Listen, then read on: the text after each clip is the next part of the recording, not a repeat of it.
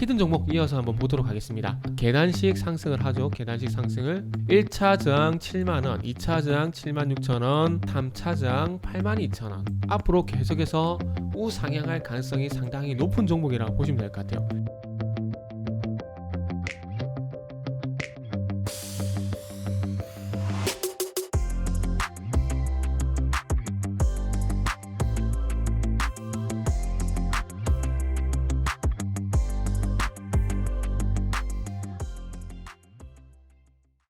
자, 반갑습니다. 알파프로 가족 여러분, 정태근 전문가입니다. 9월 14일 방송 한번 시작을 해보도록 하겠습니다. 자, 첫 번째 방송 종목은 두산인프라코어고요. 방송 말미에는 히든 종목이 공개가 되니까 방송 끝까지 시청을 부탁드립니다. 그리고 방송 보시고 난 이후에는 좋아요, 구독도 부탁드릴게요. 그러면 한번 시작을 해보도록 하겠습니다. 그리고 두산인프라코어 외에도 다른 방송들이 많으니까 다른 방송들도 시청을 부탁드리도록 하겠습니다. 자, 두산인프라코어 화면을 좀 같이 보시면서 말씀 좀 드려보도록 할게요. 두산인프라코어가 잘 아시다시피 그냥 두산인프라라고 얘기를 많이 하는데 두산인프라코어 이렇게 보시면 일단은 뭐 유상증자도 결정이 됐고요. 그리고 무상감자를 합니다. 일단은 뭐 보통 무상감자 같은 경우에 보통 주식수가 줄어들어요. 무상감자를 하게 되면은 무상증자하고 반대라고 보시면 돼요. 무상증자는 아시다시피 주식을 공짜로 한 주든 두 주든 더 주는 거죠. 이런 식으로. 근데 무상감자는 내 주식이 1이 5분의 1 이런 식으로 아니면 10분의 1 이런 식으로 쪼개지는 겁니다. 근데 정말 다행인 점은 이제 액면가 분할 방식으로 무상감자를 진행을 하기 때문에 주식수는 큰 변화가 없다는 게 정말 다행이라고 좀 보시면 될 것 같아요. 그래서 액면가 5,000원에서 1,000원으로 하향 조정을 합니다. 공시 내용을 한번 볼까요? 여기 보시면은 보통 지수가 7,830만 주, 자본금만 3,915억에서 783억으로 줄어듭니다. 그리고 정말 다행인 건 뭐 이것도 중요하지만 결국 우리가 투자를 하는 입장에서 만약에 지금 주가는 10,000원이 그대로가 있는데 보통 주식수가 만약에 5분의 1로 떨어진다. 그러면은 10,000원에 한 주를 가지고 10,000원이 만약에 5주를 가지고 있다. 그러면 내가 10,000원에 한 주를 갖고 있는 것처럼 돼서 소위 말하는 80% 손실을 봅니다. 그래서 물론 감자도 주식수가 줄어들지만 액면 병합하고는 차이가 있어요. 액면 병합하고 무상감자 주식수가 줄어드는 건 똑같지만 이번에 이 두산인프라코어가 진행을 하는 무상감자 같은 경우에는 정말 우리가 투자자 입장에서 봤을 때 주식수가 그대로라는 거. 주식수가 그대로라는 거. 뭐 물론 재무제표 뭐 이런 부분에 변화는 분명히 있습니다. 자본금 플러스 지금 이익잉여금이 아니라 결손금이 계속 생기다 보니까 자본을 떼서 이 결손금을 마이너스로 이렇게 메꿔버리는 거죠. 그러니까 돌려막기입니다. 돌려막기. 무상감자는 그냥 돌려막기라고 보시면 될 것 같아요. 그런데 이 자본금도 줄어들고 보통 주식도 줄어드는 경우가 대부분이지만은 이 두산인프라코어 같은 경우에는 그럼 자본금만 줄여서 돌려막기를 하고 주식수는 그대로 하는 거. 그나마 천만다행인 거죠. 천만다행. 그리고 난 다음에 카드 돌려막기 하고 나니까 돈이 없죠. 그죠? 그래서 용돈이 필요합니다. 생활비가 필요합니다. 그러다 보니까 뭘 하죠? 증자를 합니다. 여기 뭐 유상증자 결정. 유상증자 가액이 6,950원. 주가가 10,000원이에요. 1,200원인데 그냥 10,000원이라고 할게요. 10,000원인데 6,950원에 합니다. 그러면은 여기서 한 30% 싼 거죠. 30% 쌉니다. 그런데 우리가 여기서 고민을 해야 될 부분은 뭐냐면 물론 주식을 싸게 사는 건 뭐 두산인프라코어가 지금 5년 10년 뒤도 안 좋다라고 볼 수는 없어요. 그때 좋아진다라고 보게 되면은 이 6,950원에 만약에 유상증자 주주 배정을 합니다. 주주 배정 유상증자를 할 건데 이거를 배정을 받았다. 그때는 호재가 되겠죠.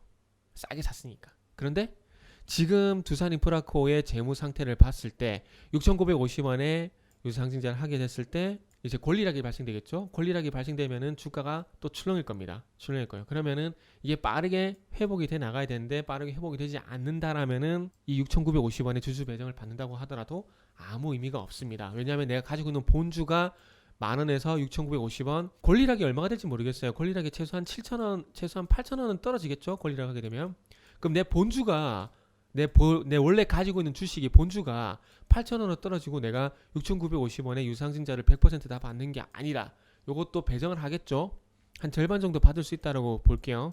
그러면 그렇게 됐을 때 큰 의미가 없죠. 최근에 한화시스템이라는 종목을 보게 되면은 요것도 보세요. 이건 물론 투자금으로서 호재로 인식을 했지만 그럼에도 불구하고 유상증자 권리락이 발생이 됐죠.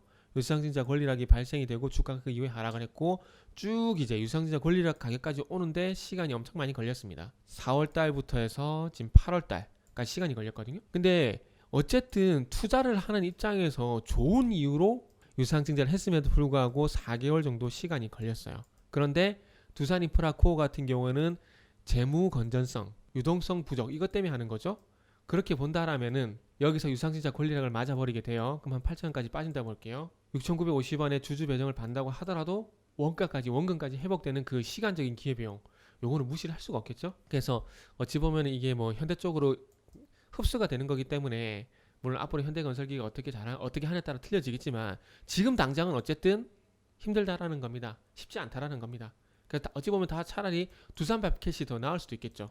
두산밥켓이. 그래서 어쨌든 결론을 좀 내보자면은 무상증자 주식수 줄이지 않은 건 천만다행이다. 그런데 유상증자를 진행을 하는데 유상증자 6,950원의 발행가액이 결정이 됐는데 아마 이 유상증자 발행가액 때문에 권리락을 맞을 건데 권리락을 맞고 난 이후에 주가가 얼마나 빠르게 회복이 될 것인가 라는 측면에서 봤을 때 최소한 1년 정도는 힘들지 않을까요? 그런 측면에서 보게 된다라면은 가지고 계신 분들은 아예 그냥 초장기 투자를 생각을 하시거나 신규로 생각하시는 분들 같은 경우에는 조금 자제를 하는 게 좋지 않을까? 관망을 하는 게 좋지 않을까? 이런 말씀을 드리면서 제 개인적인 생각을 말씀드리면서 마무리하도록 하겠습니다. 자, 히든 종목 이어서 한번 보도록 하겠습니다.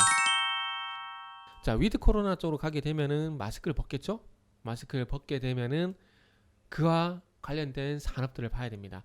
자, 현재 보시면 히든 종목이 자 7만원에서 저항대를 7만원대 저항이었죠. 자 76,000원 박스권입니다. 그러면은 7만원에서 76,000원 박스권 올리게 되면 82,000원까지 간다는 얘기예요. 82,000원이 다음 박스권입니다.